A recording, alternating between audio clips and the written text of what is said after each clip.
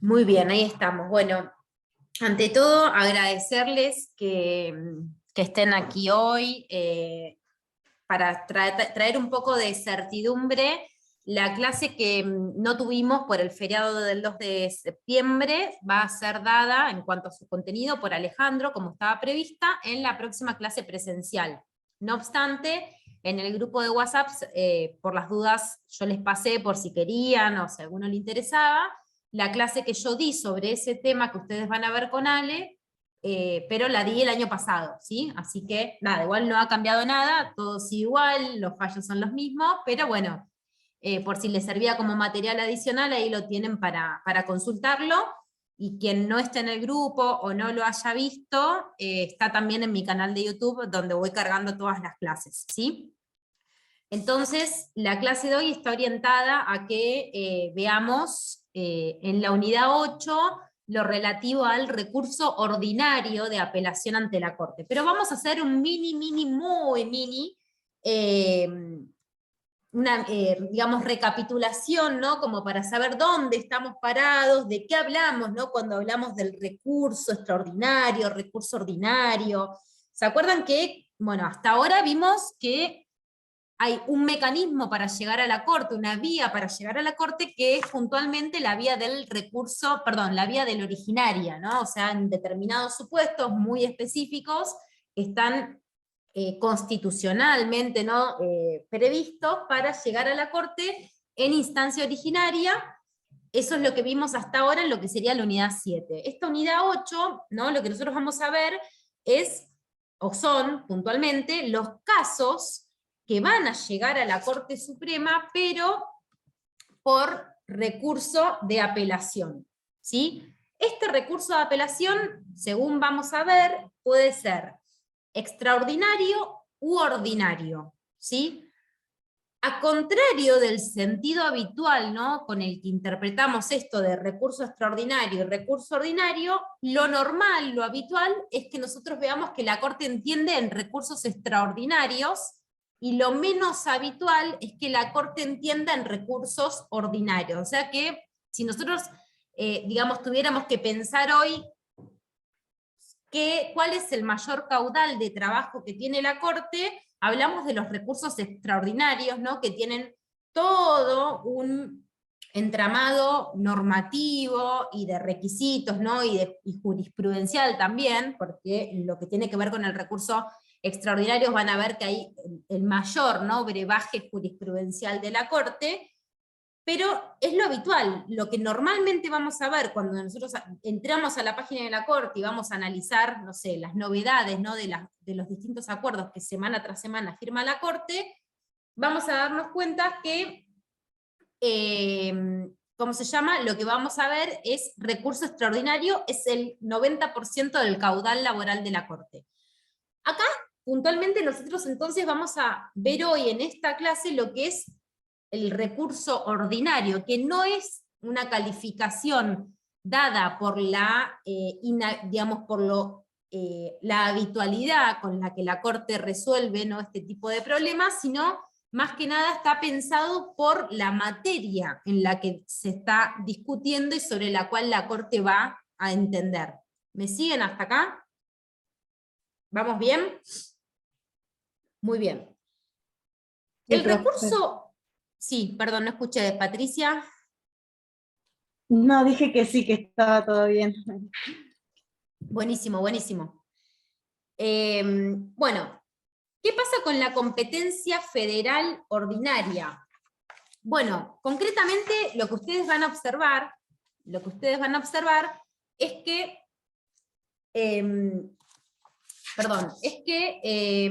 antes, ¿no? de que existieran la Cámara de Apelación, o sea, los tribunales de alzada, tanto en los fueros nacionales como federales, para asegurar el derecho a la doble instancia, se preveía que la Corte actuase como un tribunal justamente de segunda instancia.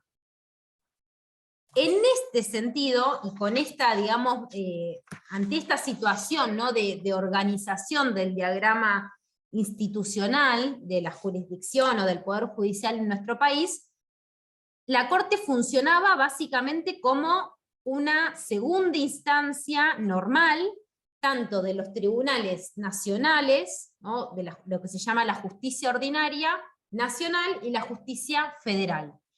En el año 1902, puntualmente, el Congreso de la Nación sanciona una ley que es la Ley 4055.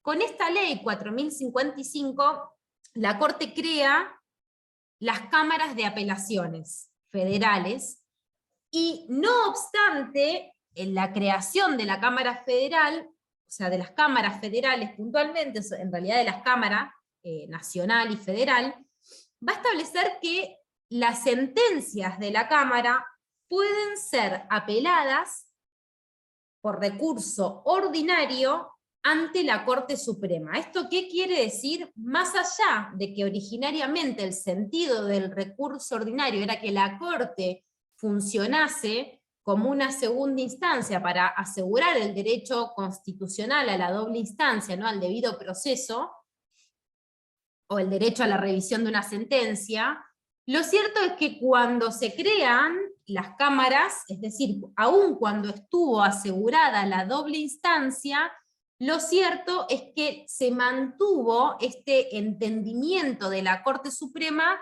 en un recurso ordinario de apelación. Y esto se mantuvo así con algunas modificaciones que se fueron haciendo, en donde se establecieron, ¿no?, ciertos requisitos para la procedencia del recurso ordinario. Puntualmente acá nos vamos nuevamente a un decreto que ya les es familiar, que es el decreto 1285 del año 1958, que es el decreto de alguna manera que en su artículo 24 regula lo que nosotros ya vimos, que es la competencia originaria en alguna parte, y también va a regular la competencia ordinaria.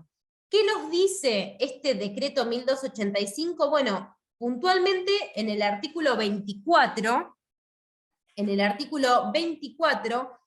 esperen que lo tengo acá, se los voy a mencionar. Artículo 24, inciso sexto, establece que la Corte entiende por apelación ordinaria de las sentencias definitivas de las cámaras nacionales de apelación en los siguientes casos. Y ahí enumera los 3 supuestos puntuales. Primero dice, en los juicios en donde la nación es parte, o sea, donde tenemos como parte al Estado Nacional, y se agrega que no solo el Estado Nacional tiene que ser parte, sino que los juicios tienen que superar X cantidad de dinero. Esa X cantidad de dinero se fue actualizando, y en el año 2014 la Corte Suprema de Justicia de la Nación, por medio de una acordada, que fue la acordada 28 del 2014, establece aproximadamente que el valor tenía que superar los 10.900.000 pesos, más o menos, un poquito menos creo que era.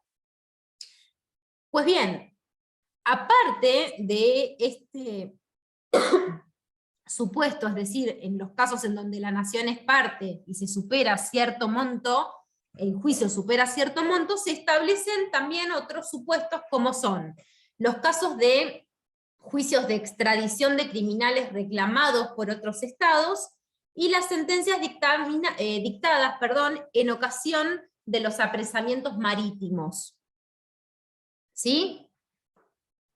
Ahora bien, más allá de estos 3 supuestos que están regulados puntualmente en el decreto 1285 del año 58, también existieron leyes posteriores sancionadas por el Congreso de la Nación que del mismo modo generaban esta instancia ordinaria, ¿no?, de apelación ante la Corte en temas específicos. Ustedes hoy por suerte no lo tienen que estudiar, pero en años anteriores nosotros incorporábamos dentro del programa de la materia el análisis del caso Itzkovich. El caso Itzkovich es en función de la Ley de Solidaridad Previsional. Sí, Patricia. Que yo tuve la oportunidad de leerlo, bueno, aproveché en las vacaciones y estaba muy bueno ese caso Isikovic, es de los jubilados. Exacto. En el Está caso, como lectura complementaria igual. está como lectura complementaria, sí. Se mantiene, antes era obligatoria, ahora es complementaria. Muy bien. Entonces, volviendo para recapitular un poco, con independencia de estos tres supuestos, ¿no?, que están regulados en la ley en el decreto 1285, teníamos leyes sancionadas por el Congreso que ampliaban la jurisdicción ordinaria de la Corte ante determinados supuestos. Uno de esos era el caso de la Ley de Solidaridad Previsional, que establecía que las sentencias que condenaban al Estado, en el marco de la solidaridad previsional, podían ser apeladas, o debían en realidad, o tenían la instancia para ser apeladas de forma ordinaria ante la Corte Suprema.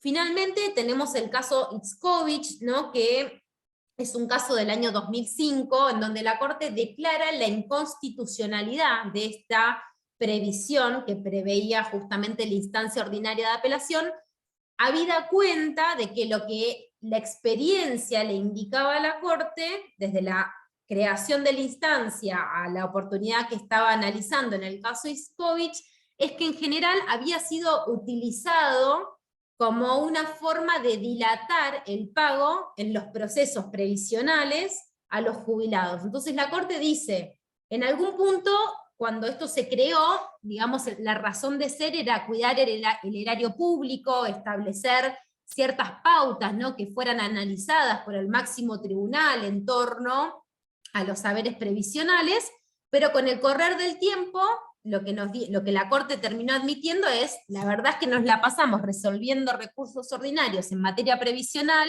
cuando ya no hay nada nuevo para agregar, la Corte ya asentó toda la jurisprudencia que tenía que asentar, y en definitiva esto, más que ser una colaboración para la persona vulnerable, es un ancla, ¿no?, para la persona vulnerable, que estaría dado por el jubilado, porque el Estado ha demostrado que lo utiliza para dilatar el pago, aun cuando la jurisprudencia ya está asentada en el sentido de la procedencia de este tipo de acciones o de este tipo de reclamos. Entonces, a partir de, digamos, este fallo es del año 2005, en donde la Corte declara, ¿no?, la inconstitucionalidad de esta posibilidad de acceder por vía ordinaria, y finalmente el Congreso se hace eco de esta declaración de inconstitucionalidad y termina derogando el artículo 19 de la ley en cuestión, digamos, dejando la situación de conformidad con el criterio que en el 2005 la Corte había adoptado en el caso Isikovic. Bueno, el recurso ordinario de apelación ante la Corte, la verdad es que no presenta mayores complejidades, con lo cual no quiero detenerme en mencionarles ni la cantidad, digamos, no es algo que yo les vaya a tomar, cuántos días para interponer el recurso ordinario, qué características tiene. Lo que ustedes tienen que saber es que lo llamamos la clasificación entre recurso ordinario y recurso extraordinario no está dada por la habitualidad, sino por la materia que se está discutiendo. Cuando hablamos del recurso extraordinario, y esto lo van a profundizar a full con Ale, cuando hablamos del recurso extraordinario hablamos de cuestiones de trascendencia institucional. Justamente uno de los requisitos para la procedencia del recurso es que exista o cuestión federal, o arbitrariedad, o gravedad institucional que ameriten, ¿no?, que la Corte en su rol institucional, en su rol político de cabeza del Estado, defina la discusión que se está dando. A diferencia de eso, en el recurso ordinario, la Corte actúa como un tribunal ordinario. O sea, va a tratar en casos que no tienen trascendencia institucional, en donde no se requiere que se esté discutiendo una cuestión, ¿no?, de tipo puntualmente constitucional. Por el contrario, lo que nosotros vamos a ver es que en el recurso ordinario se pueden discutir una gran cantidad de cosas, no solo cuestiones de derecho, es decir, un conflicto de qué norma tengo que aplicar, sino también, por ejemplo, se puede debatir una cuestión relacionada con hecho y prueba, ¿sí?, que no es algo habilitado en la instancia del derecho del recurso extraordinario. ¿Hasta acá vamos? Es como sería una segunda instancia de la apelación. Una revisión de la apelación sería. Exacto, exacto. Una tercera instancia, me gusta más. Esperen que voy a Lo iba a habilitar a dos decir tercera instancia, pero capaz que me retaba porque dije mal. Para mí No, era no, una está tercera bien. instancia. Muy bien. El recurso ordinario de apelación esto es interesante, ¿no? Porque tiene un ámbito territorial bastante limitado, si se quiere, porque va a actuar solamente cuando hablemos de o sea, va a operar en el ámbito de la justicia federal y de la justicia ordinaria nacional, ¿sí? No va a operar a nivel de, ¿cómo se llama? O sea, es que concretamente va a operar en ese ámbito, no a nivel extraordinario, lo que implicaría quizás el andamiaje de las decisiones que se toman en el ámbito de la justicia federal o por los tribunales superiores de las provincias, ¿sí? No es tan interesante, perdón, no es tan complejo de analizar cuáles son los requisitos, ¿no?, para la procedencia. Lo cierto es que el recurso ordinario se tiene que sustanciar ante la Corte, es decir que a diferencia del recurso extraordinario que uno lo interpone ante el juzgado, ante el Tribunal Superior y lo funda en ese momento, en el caso del recurso ordinario lo tiene que interponer y fundar ante la Corte, no es aplicable el artículo 280, esto quiere decir que si el recurso es procedente, digamos, reconociendo cuáles son los requisitos legales y normativos, lo cierto es que la Corte no puede decir acá no me meto porque no me interesa, que es una facultad que sí puede aplicar en torno al, digamos, aplicando puntualmente el 280 en torno al recurso extraordinario. ¿Estamos de acuerdo? Muy bien. Ustedes en este caso tienen, perdón, en esta parte de la temática, ¿no?, tenemos para analizar un fallo puntual, que es el caso Anadón, del año 2015. ¿Quién de ustedes tuvo la oportunidad de estudiarlo? Imagino que Patricia, no sé si se conectó José. Yo, profe, también. Anaí, buenísimo. ¿Alguno se anima a hacer un breve relatito de los hechos y yo se los complemento? Yo puedo contar más o menos lo que entendí, no sé si está bien. Dale, Eh, vamos para adelante. Entendí que es un caso de fraude laboral. Sí. Bueno, más o menos apunté más o menos lo que entendí para resumir. Bueno, que este señor Anadón trabajaba para la Comisión Nacional de Comunicaciones, Ujú. estaba bajo un contrato, creo que era de locación, y tenía que estar bajo, para que lo anoté porque siempre se me olvidaba, tenía que estar bajo ley de trabajo, algo así, y anotado por acá. Sí. Bueno, te leo mejor lo que resumí. Bueno, el señor Anadón se encuentra trabajando bajo la Secretaría de Comunicaciones hasta el año 92.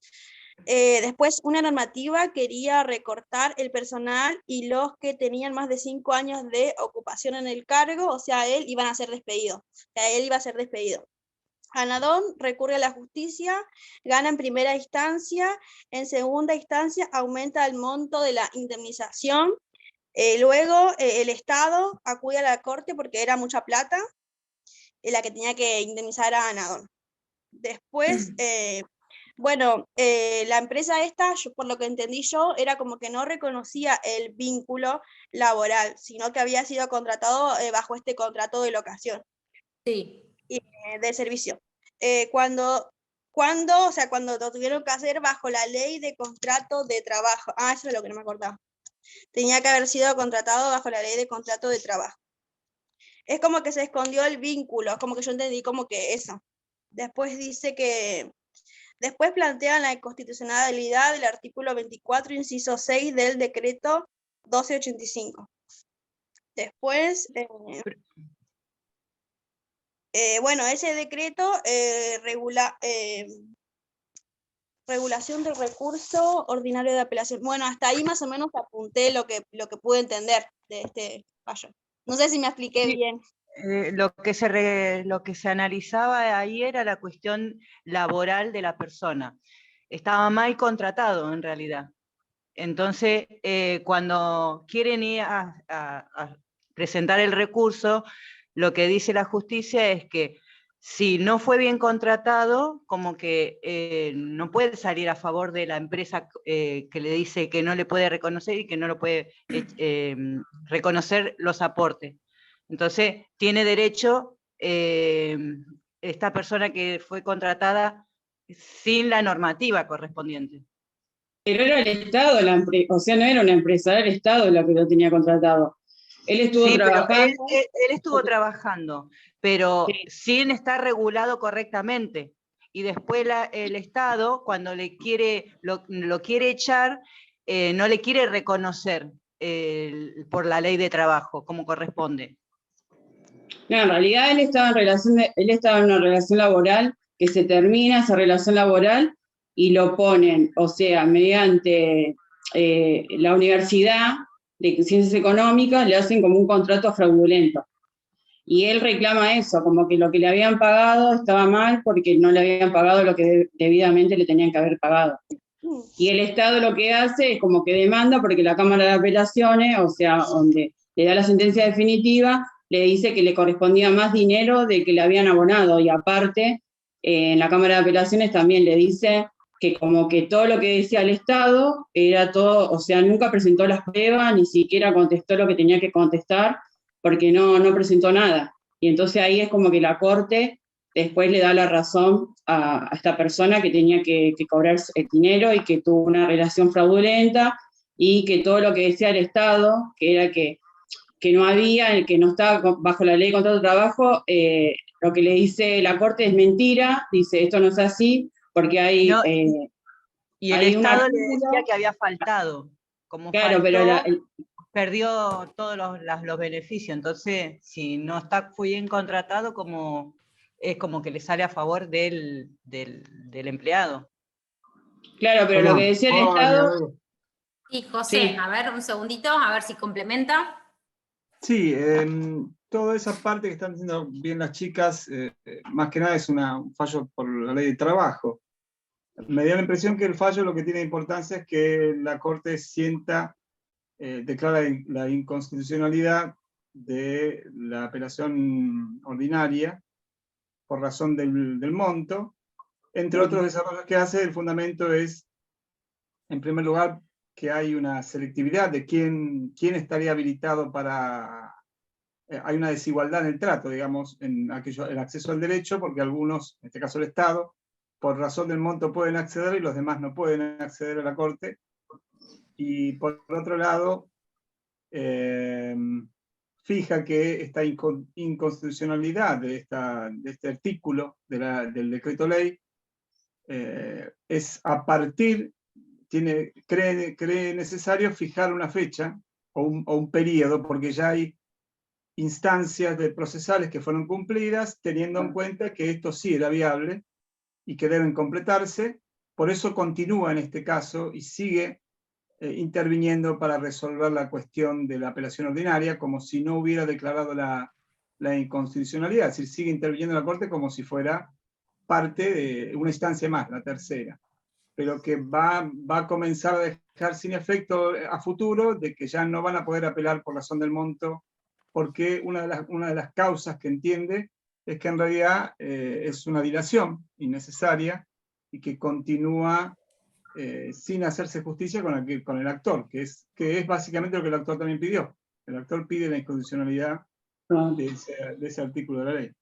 Claro, muy bien, Claro, bueno, gracias por las también hablaba intervenciones. de que el medio que utilizó el Estado no fue el correcto porque era irrazonable. Eso también habla. Por eso dice que es inconstitucional. Exacto, Claro, bueno, ahí Sí, vamos... y también, ay, perdón. Sí, Norma, decí. Sí, ¿qué tal? ¿Cómo le va? Estoy con Hola. los perros acá que... Hola. No, y también sumado a lo que los chicos decían que leíamos, era que también interviene con al intervenir la Corte en la tercera instancia, es como que altera el ser y la intérprete final de la Constitución, que es una de los objetivos, digamos, de la Corte. Es como que todo eso incluyó todo lo que leímos en este fallo. Claro, Sí, es verdad. exacto. Es como que es un Bueno, resumen. para pasar un poquito en limpio, muchas gracias a los 4 por las intervenciones, estuvieron muy complementarias, muy bien. Para pasar un poquito en limpio, ¿no? Para el resto de los compañeros que por ahí no está siguiendo la cuestión. Primero, en cuanto a los hechos, datos centrales, ¿no? Que tenemos que tener en cuenta de este caso. Era un caso de derecho laboral, ¿no? En donde un empleado del Estado Nacional, puntualmente de la Comisión Nacional de Comunicaciones, que había trabajado en esa dependencia mediante un contrato de trabajo, le reclamaba a la dependencia el régimen laboral en relación de dependencia. Es decir, lo que él planteaba es que el Estado Nacional lo había fraudulentamente, ¿no? Había cometido un fraude laboral, manteniéndolo como un contratado y no como una personal en relación de dependencia, como un empleado en relación de dependencia, con los derechos, ¿no? y deberes también que eso conlleva para las partes de esta contienda.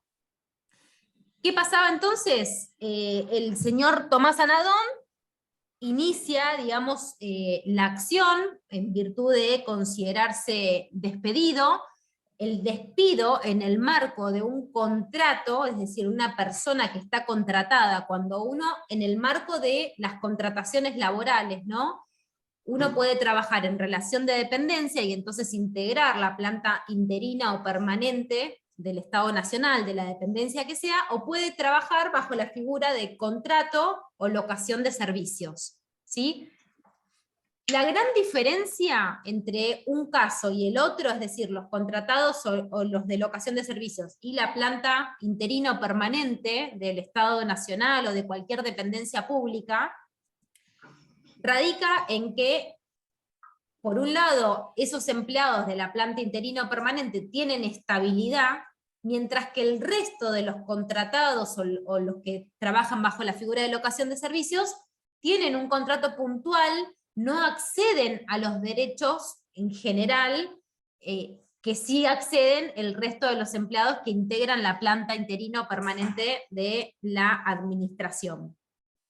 En este caso, Tomás Anadón había sido contratado, él había trabajado en la Comisión de Comunicaciones bajo la figura del contrato, se termina esa relación laboral, y él entonces obtiene, pero en realidad él lo que dice es: yo te vengo a reclamar una indemnización por el despido equivalente a la que le correspondería a un empleado de la planta interina o permanente, que vos a mí no me la estás pagando porque yo era contratado, ¿no? Porque la figura, o sea, esto es una discusión o una problemática, ¿no? Muy habitual en el ámbito de la administración pública, porque muchas veces la administración tiene una persona que trabaja como contratada y que ejerce las mismas funciones y tiene las mismas responsabilidades que otra persona que integra la planta permanente o la planta interina. Entonces, ¿cuál es el problema? Que se genera una desigualdad entre los derechos a los que accede una parte, un trabajador, y los que accede otro trabajador por el solo hecho de que uno es contratado, o sea, la modalidad del vínculo con la empleadora. Tomás Anadón lo que decía es: mi contrato se terminó, pero durante toda su duración yo hice las mismas tareas que las que realizó el personal de planta permanente, con lo cual a mí me corresponde acceder a los mismos derechos que accedería un empleado de la planta permanente, ¿sí? Entonces acá, en algún punto, no es un caso Profe, le pagaban diferente a las funciones que ejercía. Le pagaban diferente, claro, diferente desde un plano comparativo, Patricia, porque en realidad, si vos, digamos, si hilamos finito, Tomás Anadón nadie le puso un revólver para firmar el contrato, nadie le dijo: che, tenés que firmar esto y te toca esto. Pero bueno, lo cierto es que en el devenir del desarrollo de ese contrato, él cumplió las mismas tareas que cualquier otra persona de la planta, y entonces, haciendo lo mismo, teniendo probablemente la misma responsabilidad, o dedicándole la misma cantidad de horas, los beneficios de Tomás no eran los mismos que los beneficios de cualquier otro empleado. ¿Está bien? no es que le pagaban mal. O sea, sí, en definitiva le pagaban mal, pero por una cuestión de fraude laboral, no por una cuestión de que él firmó un contrato, digamos, no sé, espurio o abusivo. ¿Me siguen? ¿Me seguís? Perdón, que me suena un segundo la nariz y sigo que...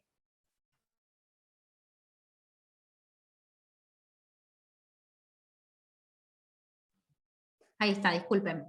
Entonces, un primer punto que ustedes tienen que considerar acá para darse cuenta que no es un caso menor es este. Primero, estamos hablando de un derecho, de una normativa, o de un no normativa, sino de un derecho que es de trascendencia, ¿no? Porque el derecho laboral es de orden público, prevé la suposición de una parte vulnerable, que siempre va a estar dada por el trabajador, con principios específicos y especiales, directivas especiales que emanan de la propia Constitución, ¿no? Que nos hablan de el principio de igual remuneración por igual tarea, el principio del salario, del acceso al salario justo, ¿no? Entonces, el principio de justicia social, de progresividad, ¿no? Como puntualmente hablamos de una materia que no es cualquier materia en el marco de un recurso ordinario. Sí, no deja de ser un recurso ordinario, pero la discusión que estaba en tema es nada más ni nada menos que un señalamiento del Estado Nacional ejerciendo un fraude en perjuicio de un trabajador, de una persona vulnerable, ¿sí? Y cuando digo esto no quiero decir, no sé, la situación de, quizás Tomás Sanador no era ningún vulnerable, ¿no? Pero digo, despersonificando en la persona del actor, En comparación este caso, del Estado con una persona particular, sí está en sector, es más vulnerable a Nadón que el Estado Nacional, que tiene mayores recursos. Exacto. Siempre el trabajador es más vulnerable siempre que su empleador, sea quien sea, ¿sí? Profe, o sea que digamos que por ser algo de como que está en la Constitución, el artículo 14, el derecho al trabajo, es lo que le abre la puerta a poder hacer el recurso extraordinario, ¿es lo que estoy entendiendo? Perdóname, se te escucha súper bajito, ¿podés repetirme la pregunta? Acá estoy, a ver si me escuchan. O sea que, por lo que estoy entendiendo, al ser un tema constitucional por el artículo 14, que es derecho al trabajo, ¿es lo que le abre la puerta para hacer recurso extraordinario? No, Vanessa, justamente lo contrario. No estamos hablando de un recurso extraordinario, estamos hablando del recurso ordinario. Claro, recurso ordinario, claro, eso es lo que te quería decir. Claro, pero eso lo pidió el Estado en realidad, no lo pide. Claro, Vanessa, no. Justamente el recurso ordinario va a proceder siempre que se den los requisitos, no es necesaria la materia constitucional. Yo lo que estoy señalando es que no es cualquier caso el que eligió la Corte. Es un caso donde se discute derecho laboral, que es un derecho de orden público, en donde hay señalamientos y pautas y principios constitucionales, digamos, de envergadura, ¿no? de trascendencia, pero no es esto no es que eso haya justificado. A ver, la Corte lo habría abierto, si se cumplían los requisitos lo iba a abrir igual, lo iba a declarar admisible, pero a lo que voy es que no es cualquier caso el que eligió la Corte. Profesora, y ahora tengo otra duda yo. Esto fue en la época del gobierno de Menem, ¿no? Que pasó esto. Pero la Corte, o sea, resuelve esto en el 2015. Ya ahí ya está la reforma del 94, o sea, también es como que traspasa, o sea, no solamente la Constitución, sino también los tratados internacionales, ¿o no? Obviamente, claramente, sí. Sí, claramente. Bueno, entonces, el caso que llega a la Corte, en cuanto a la plataforma fáctica, lo tenemos así encuadrado. La Corte lo declara admisible, es decir, la Corte verifica que se cumplen los requisitos que estábamos mencionando, ¿no? Tenemos un caso donde la contraparte es el Estado Nacional, en este caso dado por la Comisión Nacional de Comunicaciones. Se supera X, ¿no? Cantidad de plata, esto quiere decir que el valor de la contienda supera lo que establecía la regulación. Y en ese sentido, por el solo hecho de dar cumplimiento a estos requisitos, la Corte dice, es formalmente admisible. Ahora bien, ¿qué pasa? Del recurso ordinario de apelación, la Corte le da vista al actor, y el actor plantea la inconstitucionalidad de la vía. ¿Por qué plantea la inconstitucionalidad de la vía? Básicamente porque lo que va a decir es que, como punto número 1, la intervención de la Corte Suprema altera su rol final, su rol más importante, que es el de ser la cabeza, ¿no?, del poder del Estado y la intérprete final de la Constitución. Pero al mismo tiempo va a plantear que se genera una disparidad, ¿no?, como bien mencionaba José, se plantea una disparidad en cuanto a el solo hecho de elegir los casos en donde está el Estado por tratarse únicamente del Estado, genera una desventaja para el resto de los supuestos. Es decir, se da un contexto, un supuesto de discriminación en el cual se privilegia al Estado por el solo hecho de ser el Estado y por superar determinada cantidad de dinero, cuando en ocasiones, en definitiva, podría darse que se diera un supuesto de mayor trascendencia económica que no tuviera por parte del Estado y que no pudiera acceder a esta vía ordinaria. ¿Vamos hasta acá? Sí. Y en tercer lugar, lo que plantea el actor Tomás Anadón en su contestación es que el solo hecho digamos, de acoger un criterio economicista, el solo hecho de acoger un criterio economicista no es suficiente como para avalar, ¿no? No es suficiente como para avalar la trascendencia en los supuestos que deben llegar a la Corte Suprema. Bueno, el Estado en definitiva nuevamente va a defender, ¿no?, la procedencia del recurso, y ahí entonces la Corte directamente va a la posibilidad de resolver esta cuestión. ¿Tiene sentido la mantención o la vigencia de este recurso ordinario sustentado en el carácter del Estado Nacional como parte y en la superación de X cantidad de plata, o ha devenido, perdón, se me cortó acá, ha devenido en insustancial para mantener la posición? Bueno, la Corte va a hacer, en primer lugar, un análisis contextual. ¿Por qué va a ser un análisis contextual? Porque, bueno, la Corte va a analizar un poco cómo es la historia, ¿no?, del recurso ordinario de apelación, y cuál es su razón de ser, pensado desde la perspectiva histórica, ¿no? Dice, bueno, primero, el recurso ordinario nace en la medida en que se tenía que asegurar la doble instancia antes de la existencia de las cámaras federales y las cámaras nacionales. Cuando las cámaras nacionales, digamos, ya entran en vigencia y son creadas por la ley que les mencionaba, la 4055 de 1902, la Corte va a decir, se mantuvo la vigencia del recurso ordinario pensando en la necesidad de cuidar el erario público, porque se sostenía la posibilidad de que la Corte actuase como revisión en los casos en donde el Estado potencialmente podía ser condenado a pagar sumas de dinero que de alguna manera repercuten perjudicando el erario público. De ahí entonces que la Corte empieza a hacer en este análisis, ¿no? Dice, bueno, lo cierto es que la Corte se ha ido mostrando a lo largo del tiempo, a partir de la decisión de distintos precedentes, como cada vez más reticente a admitir supuestos del recurso ordinario que tienen por objetivo el cuidado del erario público, porque en realidad ahí lo que sucedía, como pasó con el caso Itzkovich, ¿no?, que en torno a la solidaridad previsional, lo que terminaba pasando es que se superponía el interés económico al interés del derecho humano o del derecho fundamental protegido, que en el caso de Itzkovich era el haber previsional, el acceso a este haber previsional, derechos de seguridad social, y en el caso puntual de Anadón, derechos laborales.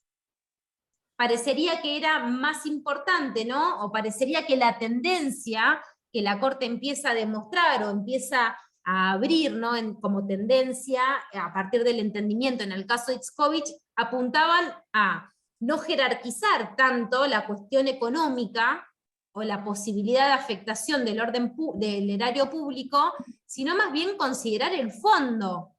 Es decir, ¿cuáles son los derechos fundamentales en juego? ¿A quién estoy perjudicando? De ahí entonces es que la Corte empieza de alguna manera o justifica, ¿no?, la necesidad de revisar también, así como en el 2005 había revisado en el caso Itzkovich la cuestión del recurso ordinario digamos, en la Ley de Solidaridad Previsional, la Corte entiende y justifica la necesidad de controlar este supuesto, ¿no?, regulado por el artículo 24, inciso sexto del decreto 1285 al 58, en el sentido de la disposición que se está impugnando, o el planteo que me hace Tomás Anadón en su contestación al recurso ordinario, de alguna manera pone en jaque, perdón, estoy al borde de caer con un resfrío bárbaro, y bueno, nada, sí estoy estornudando. Entonces, lo que la Corte justifica es decir, necesitamos revisar este criterio, porque lo que está poniendo en juego, es decir, lo que demuestra en su contestación de agravios, lo que expone en su contestación, ¿no?, al recurso ordinario Tomás Anadón, el actor, es cierto que está comprometido el rol institucional de la Corte como intérprete último de la Constitución, derivando su atención y los recursos humanos y materiales en atender casos que se sustentan en defender al Estado Nacional solo por ser el Estado Nacional, cuando no estamos viendo que en realidad quizás el Estado Nacional está malogrando o vulnerando derechos que son de sustancia fundamental o de sustancia, digamos, constitucional, como el caso del derecho a la seguridad social y derechos laborales. De ahí entonces que la Corte va a decir, tengo que aplicar este rol institucional, este rol de garante de la supremacía constitucional, para analizar el planteo que me hace Tomás Anadón. De ahí, ¿no?, que de alguna manera la Corte va a ir enumerando distintos supuestos en donde a lo largo del tiempo fue actuando, ¿no?, sobre todo a expensas de la reforma constitucional, como mencionaba Flavia, ¿no?, que la reforma constitucional del 94 abre el juego constitucional a que la Corte se expidiese en temas de suma relevancia. Y esta ampliación, ¿no?, de las temáticas que pueden inferir la intervención extraordinaria del Tribunal Supremo, de alguna manera logran captar la atención y los recursos propios de la Corte, no dejando subsistente energía, si se quiere, o espacio para seguir ocupándose de casos solo por el hecho de que el Estado o el erario público estuvieran en juego. Sobre todo, como les digo, en supuestos en donde ustedes ven que acá la Corte eligió muy puntualmente, ¿no?, primero proteger a los adultos mayores, ¿no?, que tengan acceso a la garantía de la seguridad social y que no estén litigando cuando lo que menos tienen es tiempo, ¿no? Que eso justamente es un argumento que la Corte expone en el caso Itzkovich a los que lo hayan leído. La Corte entonces dice, desde el 94 nosotros venimos asumiendo nuevos roles bajo una perspectiva de apertura no solo al orden nacional y por la reforma constitucional, sino también al orden interamericano. Venimos asumiendo el cumplimiento de decisiones que provienen, ¿no?, de la responsabilidad que el Estado Nacional asume como parte de los sistemas de derechos humanos del ámbito interamericano o del ámbito universal. Hasta acá vamos.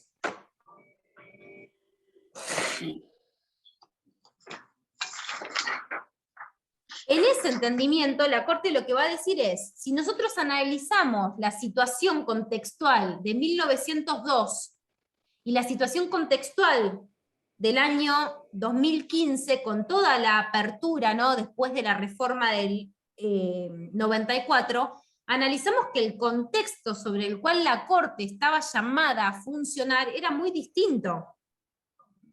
Quizás el cabal ejercicio de este rol supremo en 1902, sin la existencia, ¿no?, de las obligaciones internacionales en materia de derechos humanos, y toda la amplitud, ¿no?, de legitimación, de discusión de consumidores, ambiental, y todo lo que implicó, ¿no?, la reforma del 94 con los nuevos derechos y garantías, habilitaba a que la Corte tuviera la posibilidad de dirigir su atención o de compartir su atención no solo con la materia extraordinaria o la materia del recurso extraordinario, sino también con la materia del recurso ordinario.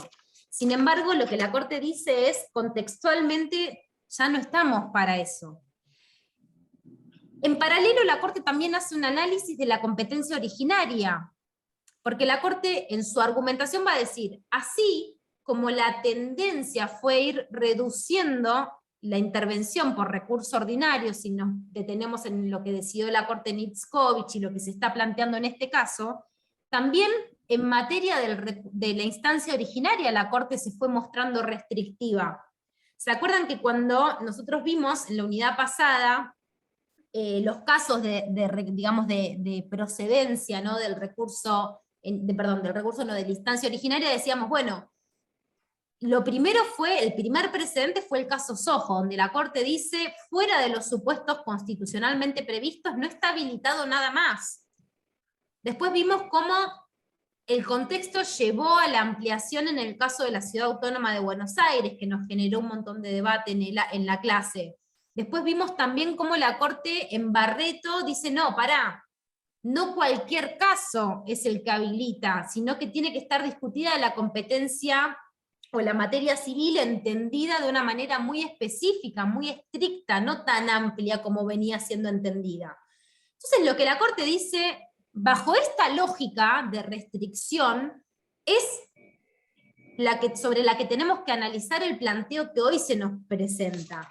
De ahí entonces que la Corte dice, el criterio economicista no puede servir como criterio que habilite únicamente la procedencia del recurso. Hay un extracto que a mí me gusta mucho de este fallo, que es el criterio de la cantidad no puede ser lo único que guíe la procedencia de la actuación de este tribunal.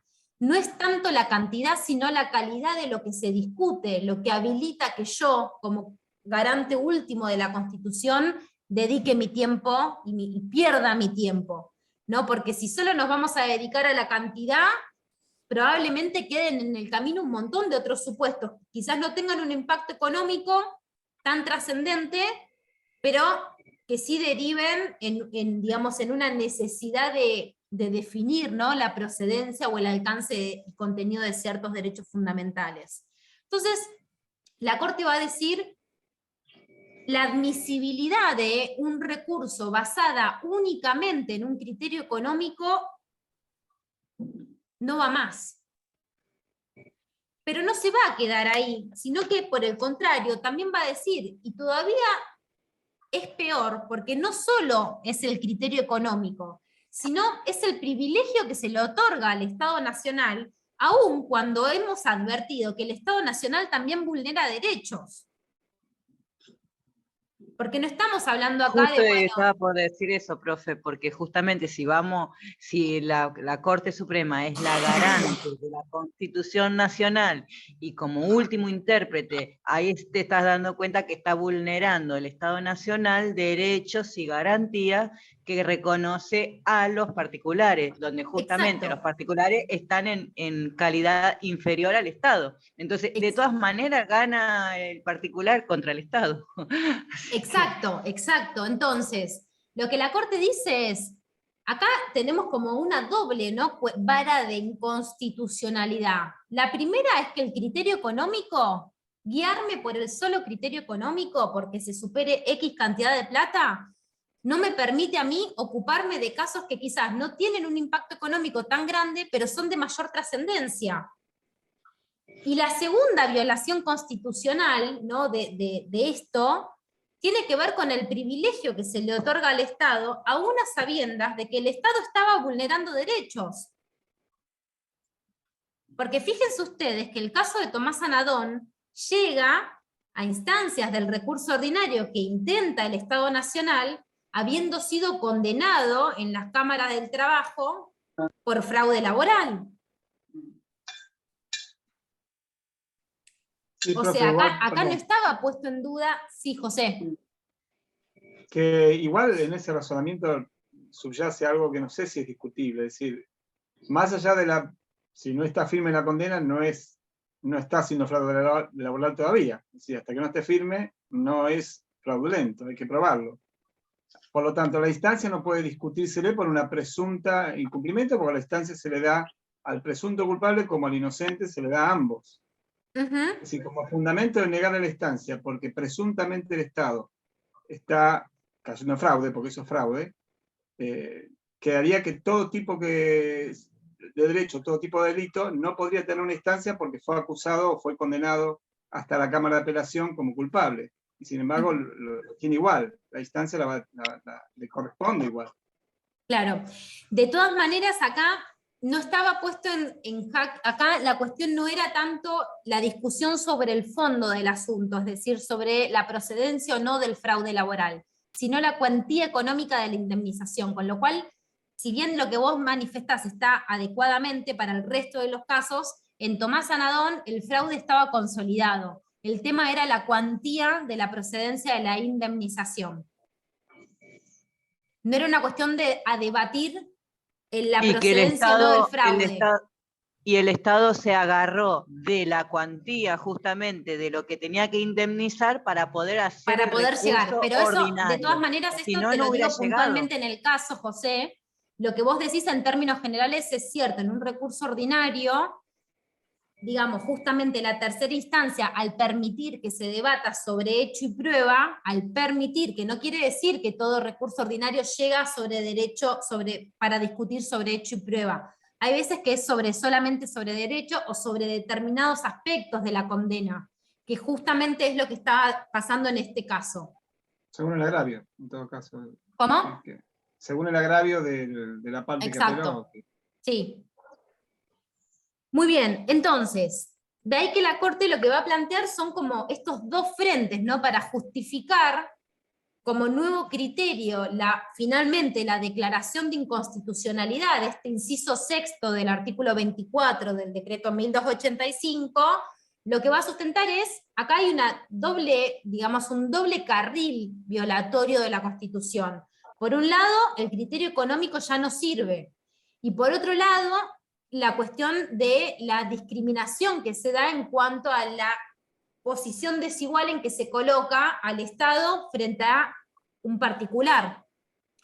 Acá hay otra cuestión también que la Corte lo menciona, y yo omití decírselos, pero bueno, estoy a tiempo de aclararlo, que también lo hace Nitzkovich cuando hace su sentencia, digamos, cuando dicta la sentencia, que es hacer un poco el recuento general de los casos que llegan a la Corte. ¿Esto qué quiere decir? Lo que la Corte evalúa es que tradicionalmente el Estado Nacional ha utilizado el recurso ordinario como una forma de dilatar el pago de las condenas, no para discutir sobre el fondo de la cuestión, en este caso puntual dado por si hay o no fraude laboral, sino para dilatar finalmente el pago. Es decir, esto es algo así como que sin decirlo, o diciéndolo muy politemente, la Corte le está diciendo, Estado Nacional, vos ya sabés que acá no vas a tener suerte, vos ya sabés que yo no voy a dar vuelta a esta condena. Solamente interpones el recurso porque mientras la sentencia no está firme no es ejecutable. Y yo no tengo más hasta ese momento en donde la Corte declara la inconstitucionalidad de este tipo de recursos. La Corte, por el solo hecho de cumplirse los parámetros objetivos que fijaba el inciso sexto del artículo 24, admitía la causa. De hecho, y acá me agarro de dos cuestiones que mencionó previamente José, que son ciertas, la Corte dice,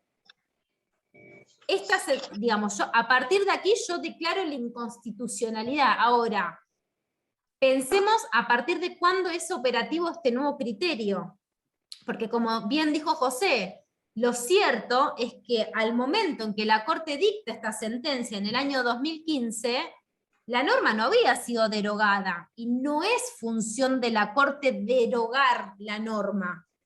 sino que la Corte dice, esto se tornó inconstitucional, por lo cual lo inaplico para el caso concreto. Ahora bien, la Corte, si bien hace esto como a modo de obiter dicta, porque es un gran obiter dicta, lo cierto es que dice, como acá ya se cumplieron instancias procesales al amparo de una normativa que, más allá de que yo la declare inconstitucional, sigue vigente, todas las sentencias a instancia que han llegado a la Corte y que actualmente se encuentran bajo análisis de la Corte, más allá de Nadón, al amparo de una normativa, de esta normativa puntual, o sea, artículo 24, inciso 6, van a ser analizadas por la Corte. La autoridad de esta sentencia va a ser operativa para las causas que quieran llegar a la Corte a partir de la publicación de esta sentencia. ¿Me siguen hasta acá? O sea, digamos, pasando en limpio, lo que la Corte va a decir es, todos los recursos ordinarios que están al día de hoy y hasta la publicación de esta sentencia ante la Corte, los voy a tratar. Ahora, cuando esta sentencia sea publicada en el Centro de Información Judicial, si al día siguiente me interpones un recurso ordinario, te lo voy a rechazar a instancias del caso Nadón. Habiendo dicho eso, la Corte, ya te dejo, Patricia, ya te dejo que cierro una cosita y te dejo intervenir. Habiendo dicho eso, la Corte dice, bueno, ahora que ya me despaché y declaré la inconstitucionalidad del recurso ordinario, como no lo puedo aplicar porque el Estado Nacional tenía un derecho adquirido a interponer este recurso, voy a meterme a tratar el recurso. Es decir, voy a analizar los planteos del Estado Nacional. ¿Qué hace la Corte? Declara desierto el recurso de apelación ordinario. Si ustedes ven, de hecho, la sentencia de la Corte, van a ver que, lo más importante, resuelvo declarar la inconstitucionalidad de tal artículo. Punto 2. Resuelvo declarar desierto el recurso. ¿Qué significa declarar desierto? A ver si alguno lo sabe. Que ya no tiene efecto, que ya no, es como que no tiene, que No, es eso es como que abstracto. ya no, sí, es abstracto, que ya no estaba efecto, me confundí de criterio. No me puedo acordar. Bueno, declarar desierto es básicamente considerar que un recurso no cumple con los requisitos de discutir, digamos, esencialmente los argumentos dados en la instancia anterior, y por ende no estaría considerado como suficiente, no sería considerado como autosuficiente a los efectos de que proceda la revisión en la instancia superior. O sea, cuando yo declaro desierto un recurso, yo, instancia superior, Cámara, Corte, declaro un recurso como desierto, lo que estoy diciendo es que el memorial de agravios, o el recurso ordinario en este caso, no rebate adecuadamente los argumentos dados por la instancia anterior para habilitar el entendimiento de ese recurso. Con lo cual, digamos, declarar desierto es no meterse en el fondo de lo que está planteando ese recurso, sino decir, como no es suficiente, no me estás agregando una crítica concreta, razonada sobre la sentencia que estás discutiendo, te tiro para abajo el recurso. En los hechos, el efecto práctico de declarar desierto un recurso es confirmar la sentencia que se está discutiendo. Sí, porque ahí cuando explica la Corte que da los argumentos, explica que, o sea, no rebatió los testimonios ni las pruebas. Entonces, como que ellos lo analizaron a fondo, lo de la sentencia de la Cámara, y dicen, no me estás, o sea, cuestionando nada. No me agregas prueba, no me agregas nada, entonces como que, ¿qué me estás reclamando? Yo no entendí algo así. Muy bien, no, está perfecto. O sea, en palabras más llanas es eso, Flavia, perfecto. Bueno, muchachos, ¿en qué estado de situación nos deja este fallo?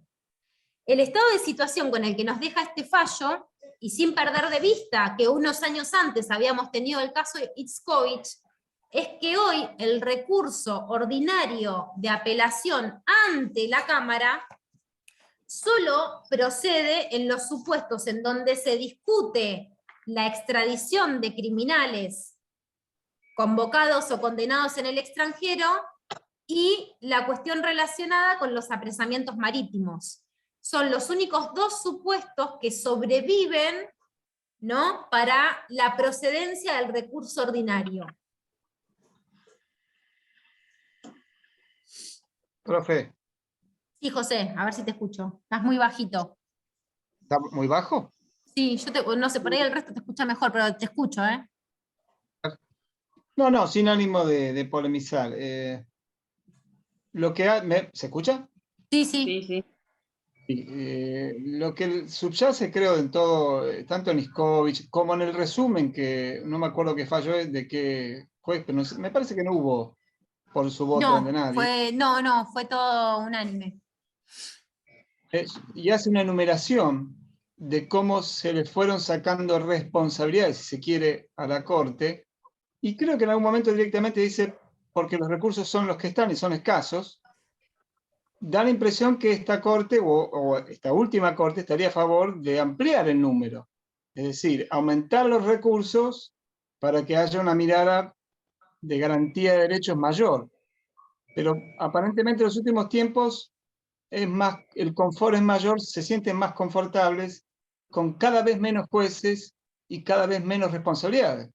Vamos recortando un montón de obligaciones porque es mucho lo que se tiene, pero sin embargo cuando surgen proyectos para poner 15, 20 jueces, dividirlo por cámara, airadamente salen a atacarlos de que eso va contra la democracia, contra la república y demás.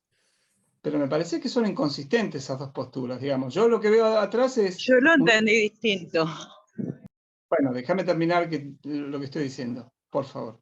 Lo que veo es un recorte de obligaciones cada vez mayor, más allá de la fundamentación que puedan tener y es atendible, está muy bien, pero yo veo un recorte de obligaciones y una negación a que haya mayor cantidad de jueces que atiendan esta situación y más pertinente, digamos. Por ejemplo, una sala de trabajo que se encargue de estos casos. De todas maneras, última cosa, el Estado no es lo mismo que un particular. Yo sigo defendiendo que no es lo mismo, de hecho, hay una ley para, digamos, que haya contradicciones contra el Estado, no es el Código Civil. Es decir, no es un particular común. Sí, a ver, yo por ejemplo, digamos, no termino de, digamos, no estoy en desacuerdo al 100% de lo que estás manifestando, también entiendo que el Estado no es un particular y que es lógico que entonces el tratamiento que se le pueda proferir al Estado nacional, digamos, sea diverso. Yo creo que vos te estás refiriendo, por ejemplo, a la ley de medidas cautelares contra el Estado y puntualmente, entre uno de los tantos ejemplos, lo que creo es que, si bien el Estado no es lo mismo que un particular, no es digamos, sí podemos entender que hay ocasiones en donde la actuación estatal es equiparable y es tan condenable como la actuación de un privado, ¿no? A mí me parece que acá lo que la Corte está diciendo es, cuando se trata de supuestas o alegadas violaciones a los derechos de la seguridad social o a los derechos del trabajo, ¿no?, que tienen como base el reconocimiento de personas en situación de vulnerabilidad, ¿no?, y de un privilegio hacia esos grupos más desaventajados, en calidad no comparativa, el Estado es lo mismo que un individuo particular, es decir, es tan grave que el Estado viole como que viole una mega empresa privada.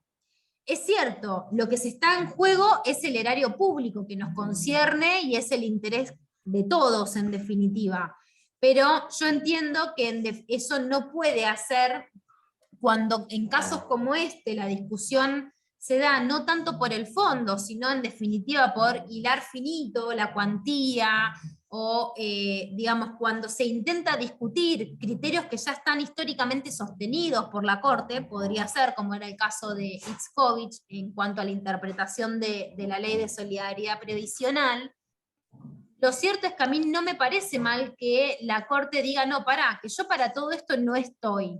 Convengamos que la Corte está diciendo esto después de la vigencia de muchos años, ¿no? En donde sí entendió, en el marco de un recurso ordinario, y tuvo oportunidad de fijar determinados criterios en torno al alcance y contenido de los derechos que estaban debatidos.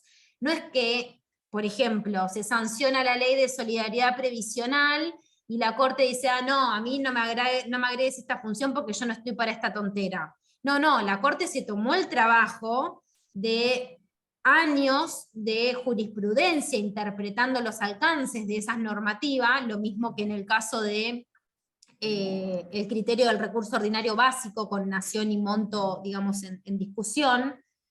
Se tomó el trabajo de ir discutiendo y lo que advirtió como paralelo es, lo cierto es que yo lo que estoy haciendo acá es dilatar el cobro de créditos que son en algunos supuestos de naturaleza, en realidad indudablemente en uno y en otro de los dos casos que estamos trayendo como ejemplo, Itzkovich y Anadón, son créditos de naturaleza alimentaria. Y a mí de todas maneras no me termina de cerrar, digamos, esto vuelvo a decir, o sea, es válido lo que vos planteás, ¿no? Digo, planteando desde el otro lado, a mí honestamente no me parece mal que la Corte retasee su función de tribunal ordinario. La Corte no es un tribunal más. Es la cabeza de un poder. Es como si vos le quisieras pedir a Alberto que se ocupe de todo, y no, Alberto hay cosas que las tiene que delegar en los ministros, él no puede firmar todo. Por supuesto tiene alguna función individual o alguna función última de control, y está dado, ¿no? Cuando está en juego, no sé, supongamos el ejercicio de potestades legislativas en cabeza del Ejecutivo, o otro tipo de instancias, pero lo cierto es, la Corte no es un tribunal más, entonces a mí no me parece mal que la Corte se reserve su tiempo y su energía, sin necesidad de ampliarla más de lo que está, para justamente para esto, para las funciones más relevantes al orden público. Espérenme un segundito que ya regreso, ¿eh?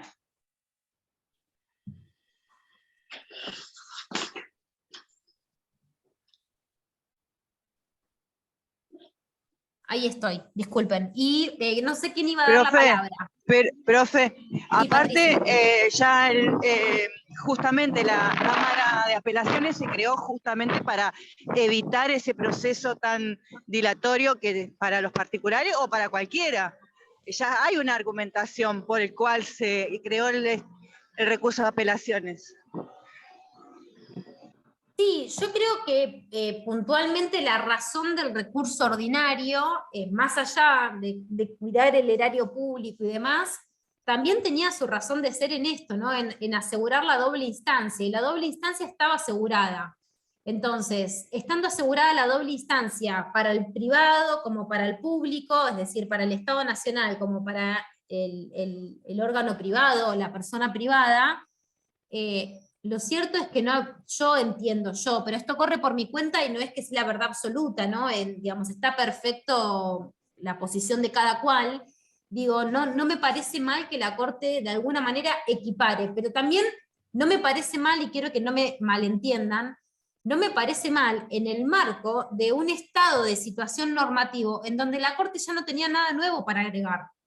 La Corte ya había interpretado toda la normativa y cuál era su criterio, vuelvo a decir, en torno al alcance y contenido de ciertos derechos. Entonces, si eso no está discutido, si no hay un cambio normativo que amerite que la Corte se posicione frente a ese cambio normativo, como contralor o como casación constitucional, no veo mal que la Corte retasee y diga, no, yo ya con todo esto no pierdo el tiempo, los recursos humanos son finitos y hasta acá llegué. No lo veo mal, pero en este escenario que les estoy diciendo y bajo este contexto, ¿no? Bajo una normativa que históricamente fue aplicada y que ya había, digamos, sido interpretada en todo su articulado. Perdón. Bueno, ¿alguien tiene alguna duda? que les haya quedado, algo que no hayan entendido, que quieran que reforcemos. Recuerden que todo lo que tiene que ver con la instancia federal lo van a ver la clase que viene, porque la realidad es que con Ale pensamos puntualmente que como es un tema un poquito más complejo, es mejor el cara a cara, ¿no? Para entenderlo en la clase presencial que en la clase virtual, con pizarrón y demás. ¿Alguien tiene alguna duda? No. Clarísimo, profe, quedó todo, para mí por lo menos.